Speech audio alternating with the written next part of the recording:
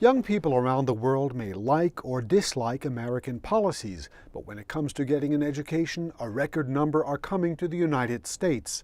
America's higher education system is seen as one of the best in the world. This experience would basically open up my mind, basically, because I would like move out of the Pakistani frame of mind and become a more international person. So I could it would broaden my horizons and everything. Yeah. Like many other foreign students, he says Americans have been friendly and welcoming, even if a few things about being here are hard. I'm missing my family, obviously. Number two, the food. It's not as spicy as I would want it to be. The weather, it's very cold. It's not cold in Pakistan at all. He is one of almost 700,000 foreign students who were studying at American colleges and universities last academic year, a 3% growth over the previous year. The largest number came from China, followed by India and Korea. Together, those three thriving Asian nations sent almost half the foreign students who came to America. Saudi Arabia, with its almost 16,000 students here, has moved up to 7th place among sending countries. Tuition payments are not cheap. Here at American University, a major private institution in Washington, foreign students pay $36,000 a year, not counting living expenses. We try not to focus on the revenue side of it, although it's important so the university can function. But we feel it's also important for us to be an international campus. And for the students who don't have the opportunity or not the opportunity yet to study abroad, having international students in classes with them and living in the dorms with them is very important. But for American educators, student exchange is a two-way street. This young man did a semester of studies in Berlin, Germany, and found the experience exciting and enriching. Now he advises other students. What they learn abroad and what they can take away from it is probably more valuable than many of the semesters they could spend in their home institution, just sitting in courses with other English-speaking students. Because when you're studying abroad, you're basically in a classroom the whole time. You're in a classroom when you're at home, when you're on the streets, because you're constantly being forced to think on your feet and to learn and acquire new ways of thinking about things. So the entire time abroad is a learning experience.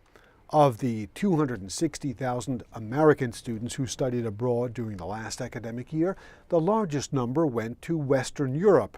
Only 1% went to the Middle East, but with America facing stubborn challenges in the region, that number has been growing strongly.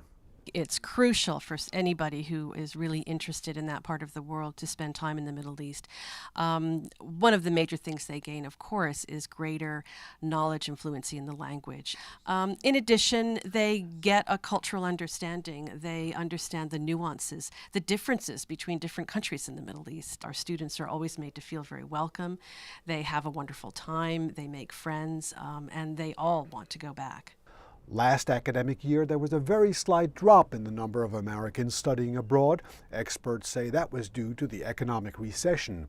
In any case, American students have increasingly been choosing destinations traditionally considered more difficult, like the Middle East. We don't send students every place in the Middle East, but we send them to quite a few countries in the Middle East and North Africa. We have had such an increase of students wanting to learn Arabic and also wanting to study Middle Eastern studies and learn about Islamic religions and cultures. So we've been working very hard to expand our opportunities. Student advisors say the most enriching experience is when students are able to stay with local families. Well, they get an authentic immersion into the culture, into the Arabic culture, and they develop a real appreciation of what it's really like. In fact, in some instances, students have homestays, and that really does enhance their experience. American study abroad officials have occasionally had to take their students out of a country due to violence. That was most recently the case in Mexico, when U.S. students were threatened by fighting between the police and drug traffickers. But more often, American students face other challenges abroad.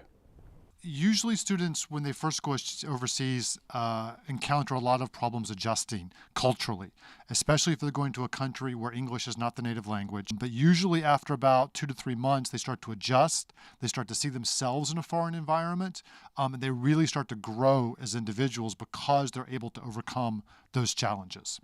Being the biggest provider of education to foreign students is big business, bringing America $20 billion in earnings a year. And many of those students return home with a positive attitude toward the United States. For their part, American students who study abroad gain a deeper understanding of the world, something that many Americans seem to lack. It's not hard to see why government and education officials here love study abroad.